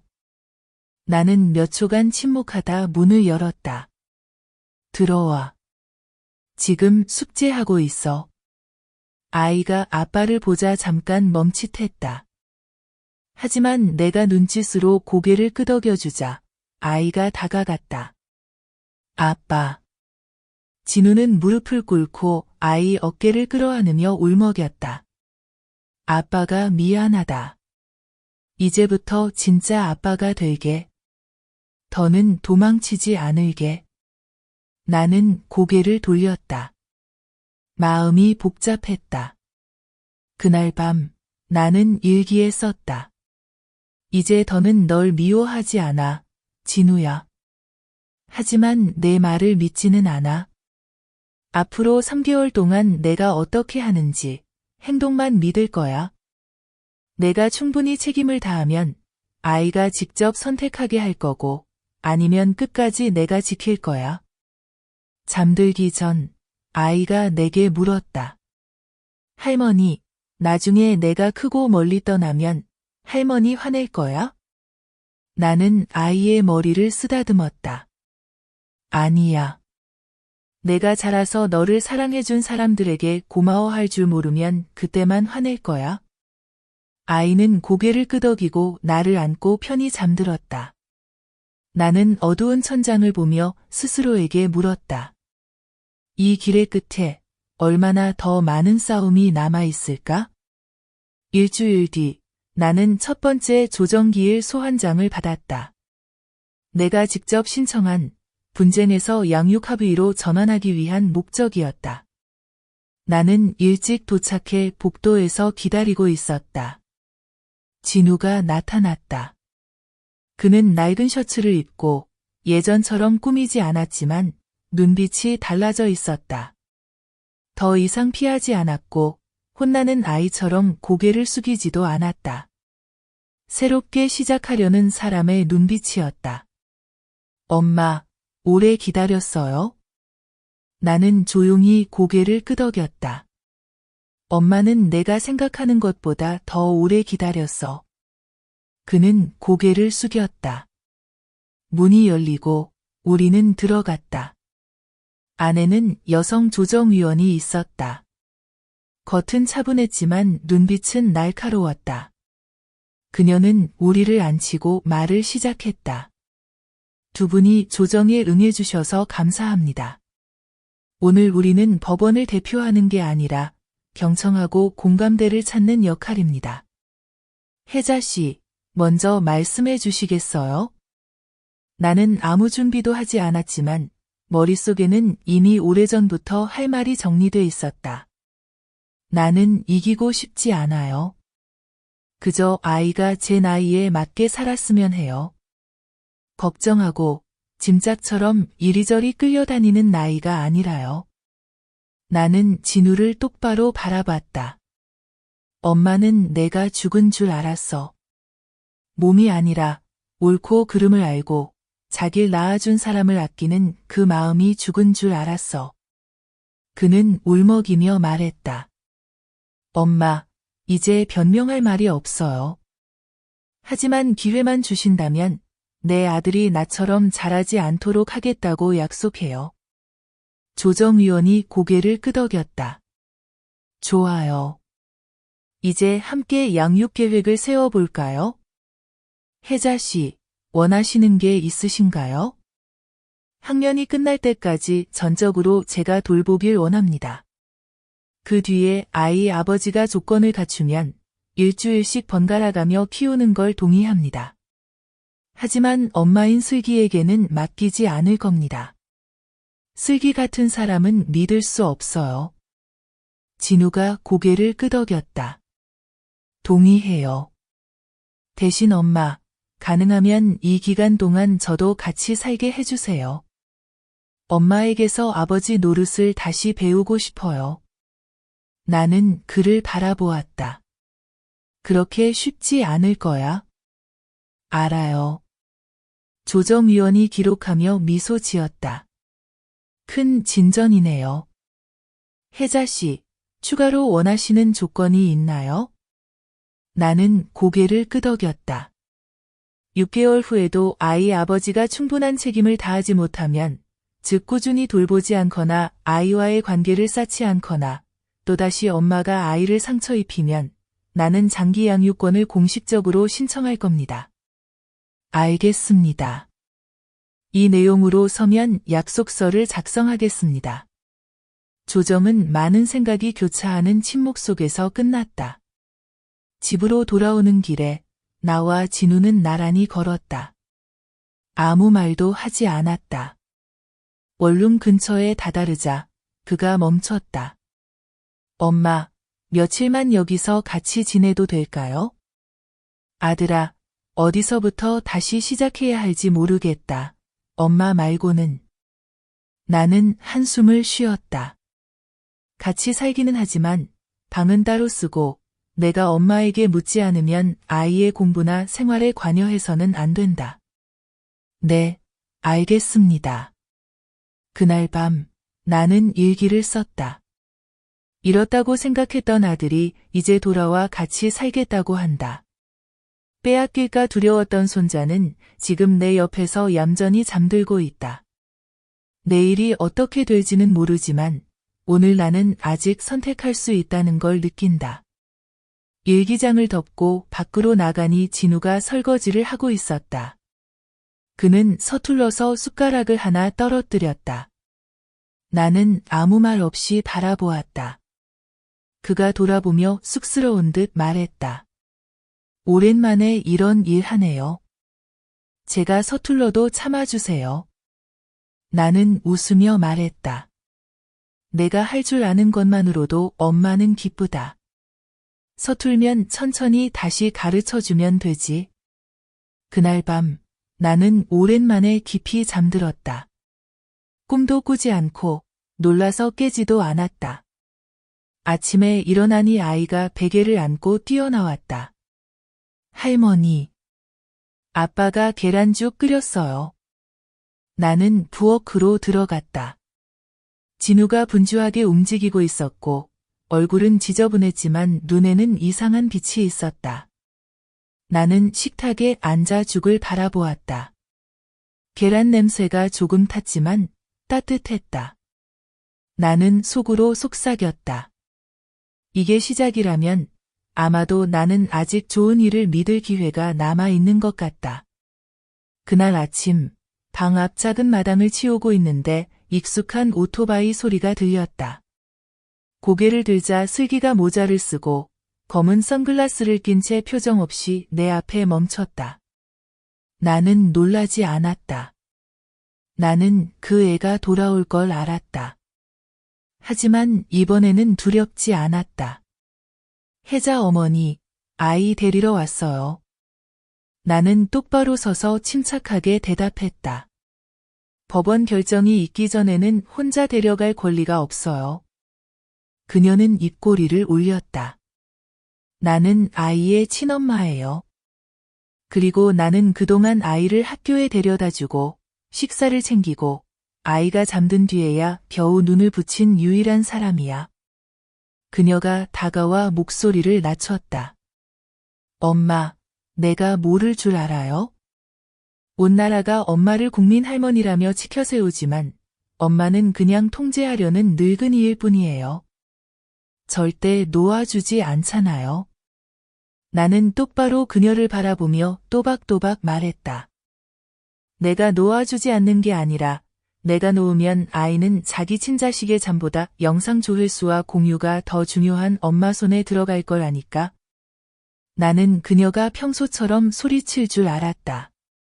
하지만 그렇지 않았다. 그녀는 조용히 얼굴이 붉어지더니 돌아서며 말했다. 내가 진 줄 알지 마세요. 다시 올 거예요. 그땐 명예도 아이도 다 가져갈 거예요. 나는 한숨을 쉬며 대문을 닫았다. 하지만 예전처럼 불안하지 않았다. 이번엔 나만이 아니라 사회 전체가 그녀를 다르게 보고 있다는 걸 알았다.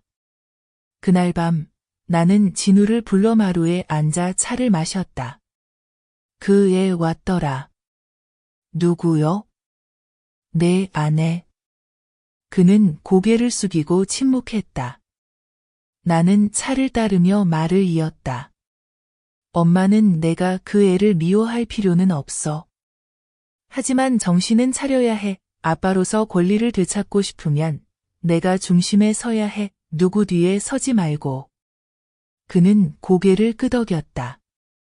알겠어요. 그럼 내일 그 애 데리고 아동보호센터 가서 합의서를 작성해. 만약 또 비열하게 나오면 엄마가 끝까지 소송할 거야. 다음 날 내 말대로 두 사람은 센터에 갔다. 나는 따라가지 않고 집에서 묵주를 손에 쥐고 중얼거리며 기도했다. 저녁에 진우가 말했다. 슬기가 아무것도 안 쓰겠대요. 전부 자기 권리라고 주장해요. 나는 멀리 바라보며 한숨을 쉬었다. 그럼 싸움은 끝나지 않았네. 일주일 후 변호사에게서 전화가 왔다. 혜자님, 나쁜 소식이 있습니다. 슬기 쪽에서 변호사를 따로 선임해 법원에 긴급 신청서를 냈습니다. 나이가 많고 건강이 보장되지 않는다는 이유로 후견인 자격 박탈을 요구하고 있습니다. 나는 쓴웃음을 지었다. 또 똑같은 수법이네. 이번엔 끝까지 갈 생각인 것 같아요. 작년에 혈압 때문에 쓰러졌던 병원 기록도 첨부했어요. 나는 고개를 끄덕였다. 그럼 내가 다시 건강검진 받아서 새 보고서를 제출할게요. 내가 더 또렷하고 건강하다는 걸 법원에 보여주죠. 이틀 뒤 나는 병원에 가서 종합검진을 받았다. 결과, 심장, 혈압 모두 안정적이고 만성질환도 없다. 나는 결과지를 들고 병원을 나서며 마음이 한결 가벼웠다. 그날 밤 나는 진우와 아이를 불러 모았다. 할머니는 양보하지 않을 거야. 하지만 더 이상 싸우지도 않을 거야. 이제 누가 널 사랑하는지 내가 스스로 알게 될 거고 내가 직접 선택할 거야. 민준이가 눈을 들어 말했다. 난 할머니를 선택할래요. 나는 아이의 머리를 쓰다듬었다. 누구를 선택해도 괜찮아. 중요한 건 내가 바르고 착하게 살고 너를 열이 펄펄 날 때 안아준 사람을 버리지 않는 거야. 아이는 고개를 끄덕였다. 나는 일기에 썼다. 아이를 안을 때마다 나는 다시 젊어진 것 같다. 아이가 얌전히 잘 때마다 나는 더 살아야겠다고 느낀다. 내 자신을 위해서가 아니라 아직 스스로 우산을 펼칠 힘이 없는 작은 아이를 위해 비를 막아주기 위해. 2주 후 장기 후견인 권한에 대한 공식 재판이 잡혔다. 초청장이 내 손에 직접 도착했고 이렇게 적혀 있었다. 최종 심리, 모든 당사자 출석 필수. 나는 몇 번이고 읽으며 마음이 무거웠다. 그날 밤 늦게까지 잠들지 못했다. 일기장의 글씨는 점점 흐트러졌고 손이 전보다 더 떨렸다. 그래도 나는 썼다. 내일이 끝이라면 오늘은 엄마 인생에서 가장 단단한 하루여야 한다. 다음 날 아침, 나는 오래된 남색 아오자이를 입었다. 민준이가 내 가방을 챙겨주고 몰래 작은 편지 한 장을 내 주머니에 넣었다. 할머니, 힘들면 내 편지 읽으세요. 나는 편지를 조심스럽게 주머니에 넣고 바로 열어보지 않았다. 법정 앞에 슬기는 이미 와 있었다. 오늘은 더 단정하게 입고 머리도 올려 묶었으며 평소의 오만한 표정은 사라졌다. 하지만 나는 그녀가 변하지 않았음을 알았다. 그 옆에는 젊고 세련된 남자 변호사가 있었다. 진우는 한쪽에 서서 침묵했고 얼굴은 긴장되어 있었다. 나는 인사도 눈길도 주지 않고 곧장 법정에 들어갔다. 재판장이 등장해 망치를 두드렸다.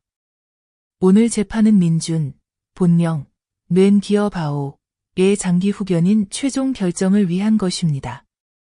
모든 당사자 출석 확인. 시작하겠습니다. 슬기 측 변호사가 시작했다.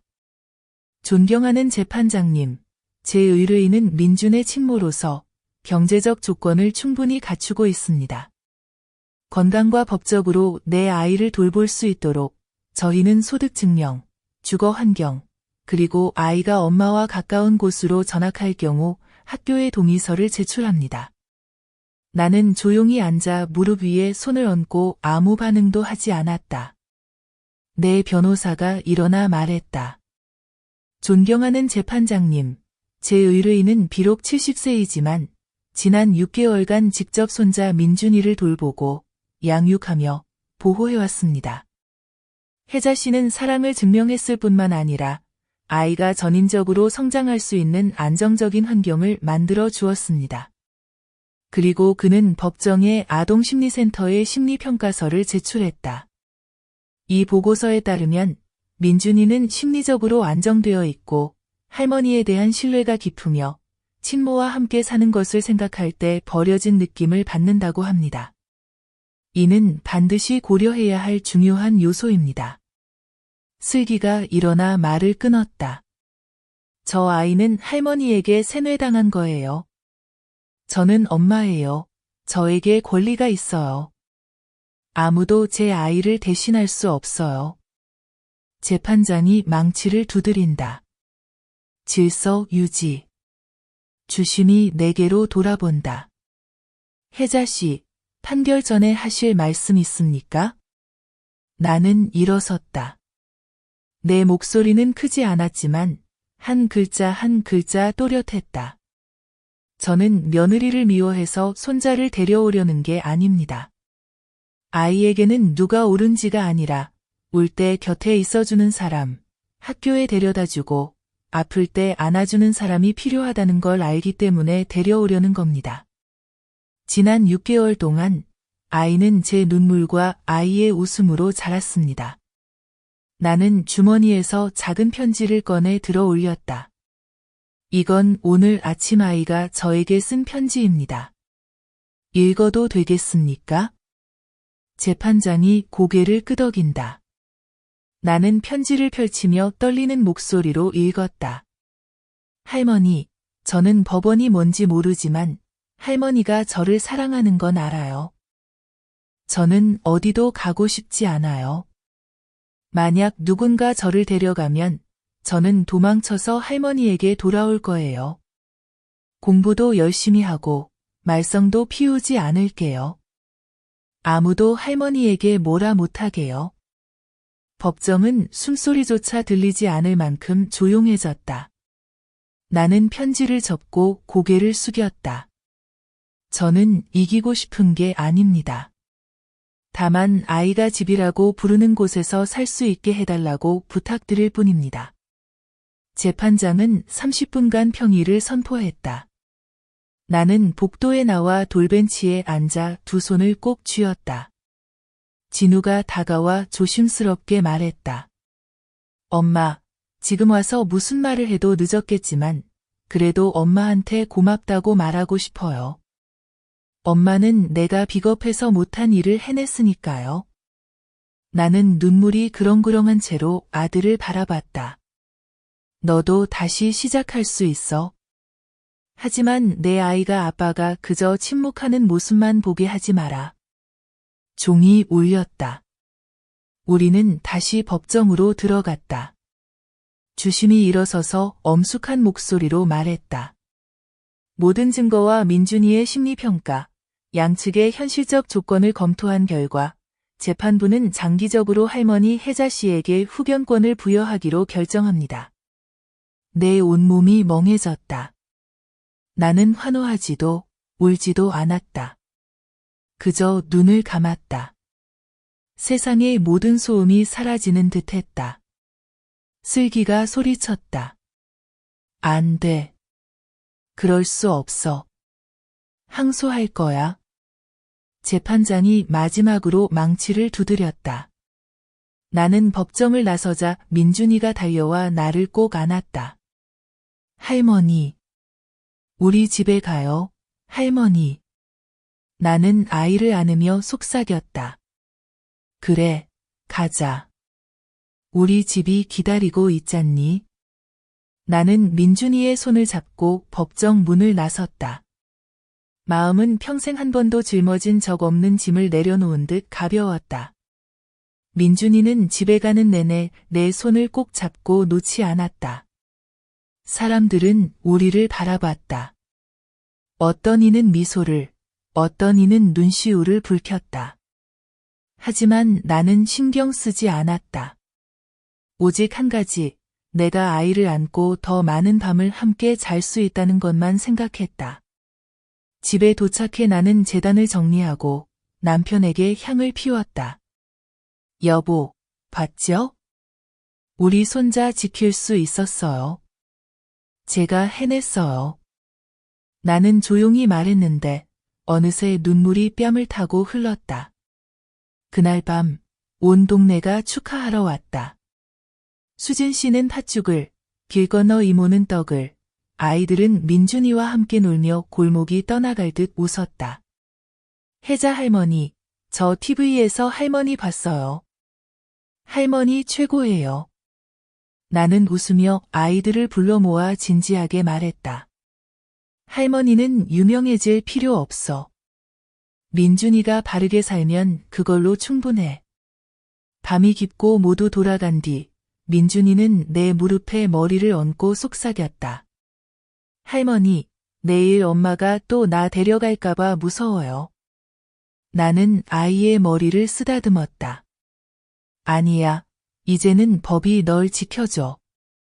아무도 널 할머니에게서 데려갈 수 없어. 내가 원할 때만 가는 거야. 아이는 눈을 감고 조용히 숨을 내쉬었다.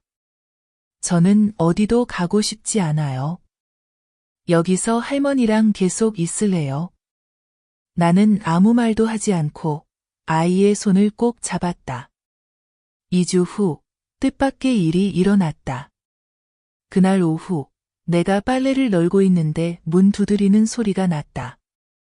문을 열자 슬기가 서 있었다. 손에는 선물 봉투가 들려 있었고 얼굴엔 화장도, 머리는 풀어져 있었으며 무엇보다 처음으로 도전적인 눈빛이 없었다. 혜자 엄마, 저 집엔 안 들어갈게요.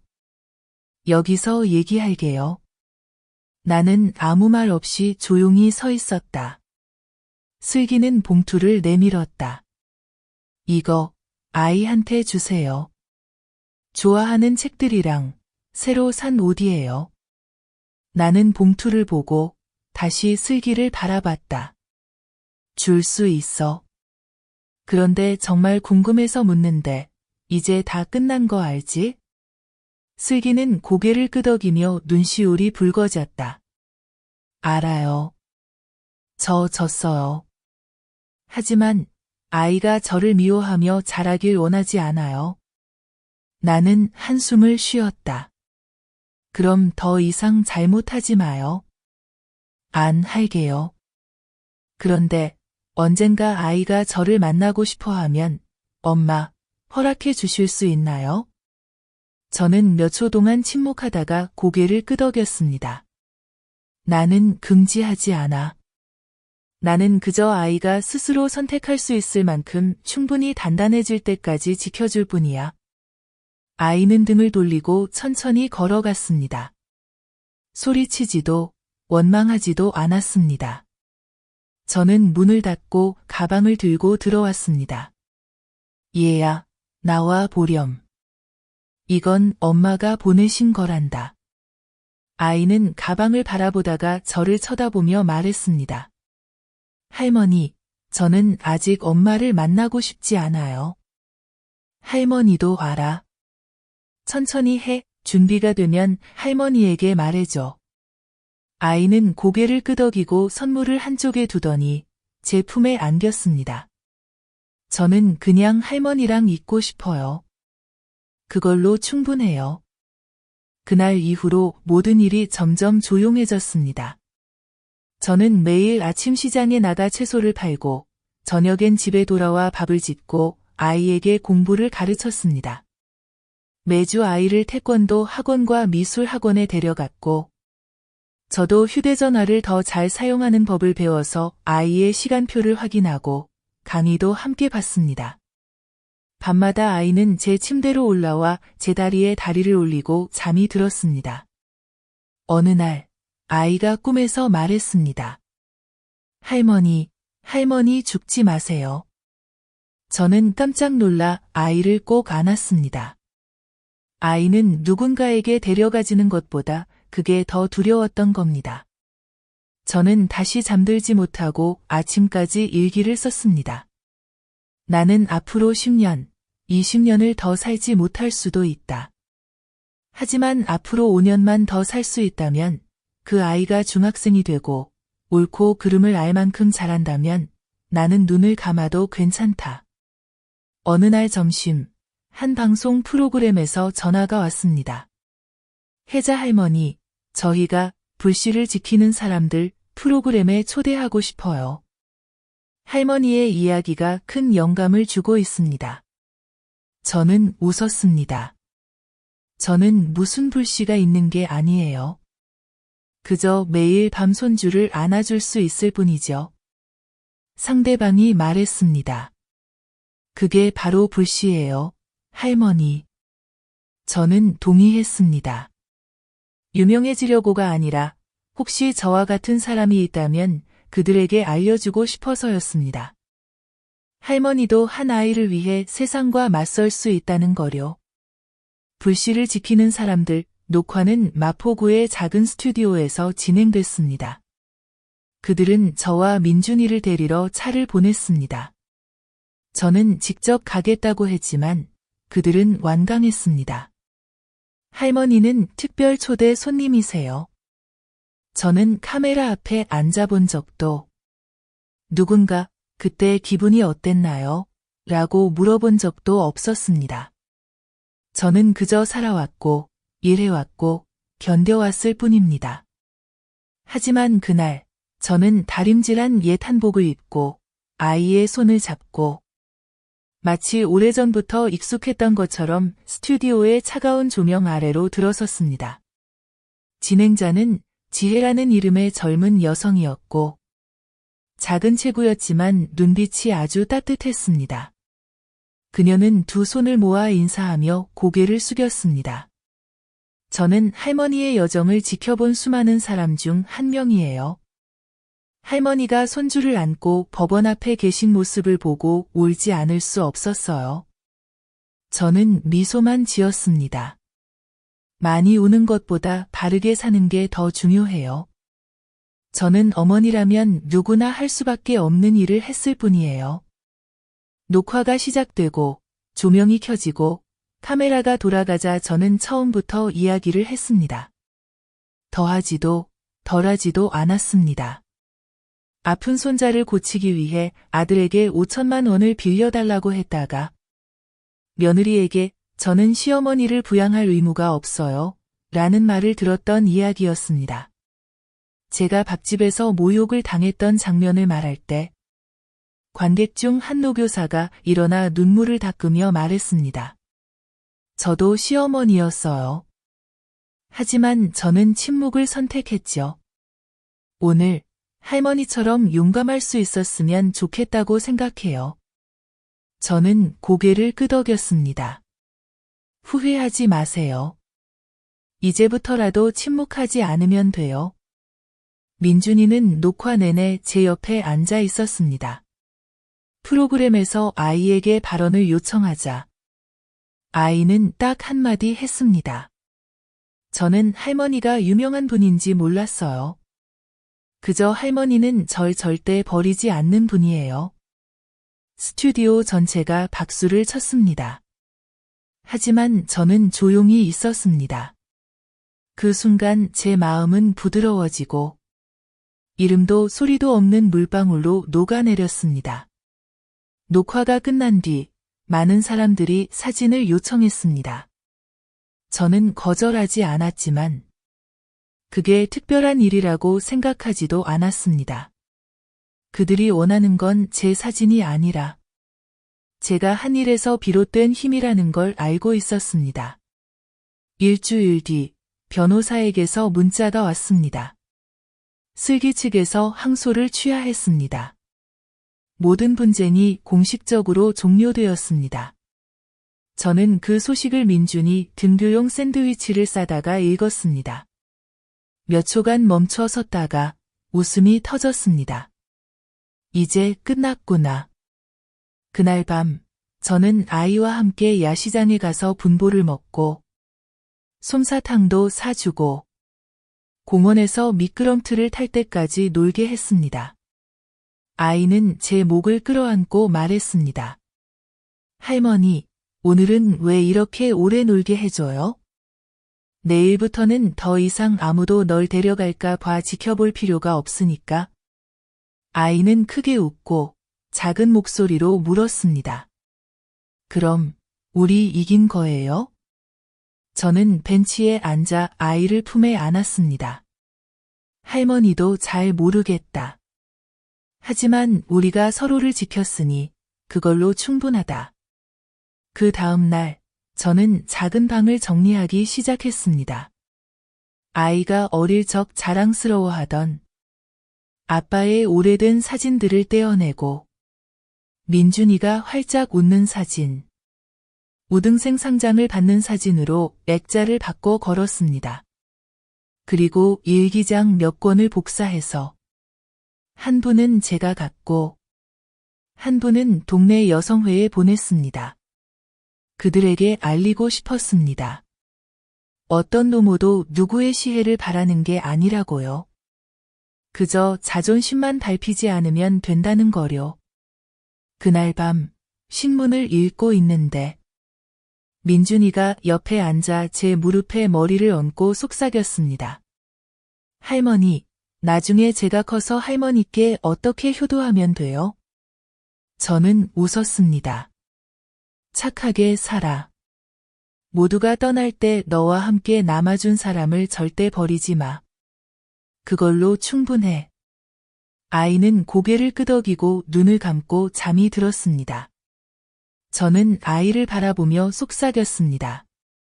엄마는 누구의 은혜를 기억해 주길 바라지 않아. 다만 내가 인생에 감사할 줄 알면 돼. 엄마는 여기까지가 끝이야. 나머지는 내가 스스로 살아가야 해. 어느 아침 민준이 학교에서 전화가 왔습니다. 선생님의 목소리가 약간 떨리며 들렸습니다. 혜자 할머니, 민준이가 아주 특별한 일을 했어요. 저는 깜짝 놀랐습니다. 무슨 일 있나요, 선생님? 아니에요. 괜찮아요. 하지만 저는 학교에 한번 가봐야겠다고 생각했어요. 급하게 버스를 타고 마음이 불안한 채로 갔습니다. 도착하자 선생님이 저를 교무실로 데려가셨고 책상 위에는 손글씨 편지가 있었습니다. 글씨는 아직 서툴렀지만 분명히 우리 아이가 쓴 것이었어요. 교장 선생님께 만약 학교에서 베트남 스승의 날에 연설할 사람이 필요하다면 제가 하고 싶습니다. 저는 저희 할머니에 대해 이야기할 거예요.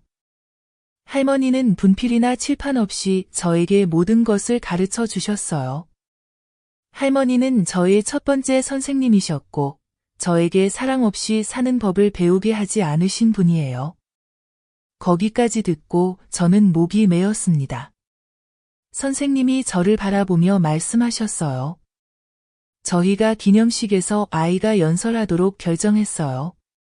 참석하실 수 있겠어요? 저는 고개를 끄덕이며 눈물이 났어요. 초대하지 않으셔도 돼요. 꼭 갈게요. 비가 오나 폭풍이 오나. 그날 저는 오래된 꽃무늬 아오자이를 입었습니다. 그 옷은 진우의 결혼식 때 한 번 입었던 옷이에요. 저는 강당 맨 앞줄에 앉아 있었고 학생들과 선생님, 학부모로 가득 찬 곳이었어요. 민준이가 무대에 올랐습니다. 손이 떨리고 관객을 내려다봤지만 곧 저를 보고 환하게 웃었습니다. 선생님, 친구들 안녕하세요. 오늘 저는 특별한 분에 대해 이야기하고 싶어요. 저희 할머니입니다. 할머니는 저에게 수학도, 영어도 가르쳐 주시지 않았지만 감사하는 법, 사과하는 법, 약속을 지키는 법, 쓰러져도 다시 일어서는 법을 가르쳐 주셨어요. 강당이 조용해졌어요.